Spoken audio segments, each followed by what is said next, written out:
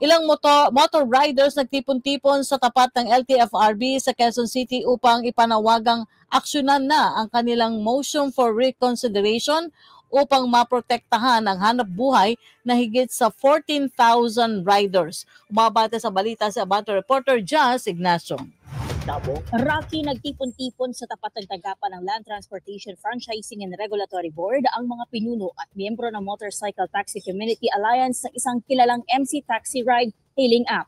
Ito ay upang ipanawagan na huwag nang ipagpatuloy ang memorandum order ng LTFRB na siyang nakakaapekto sa 14,000 hanap buhay ng mga ito.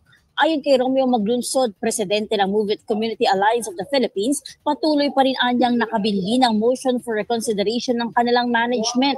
Hinihiling ng grupo na agad itong aksyonan ng LTFRB at Department of Transportation upang maprotektahan ang hanap buhay ng 14,000 mga riders. Matatandaan na sa memorandum order ng LTFRB, binawasan ng LTFRB ang rider stock nito sa Metro Manila at pinapasuspindi rin nito ang operasyon ng MC Taxi sa Cebu at Cagayan de Oro. Naglabas naman ng pahayag noon si DOTR Secretary Vince Dizon at sinabi nitong status quo muna at hindi na muna ipapatupad ang desisyon ng LTFRB habang pinag-aaralan pa niya ang motion for reconsideration ng Move It.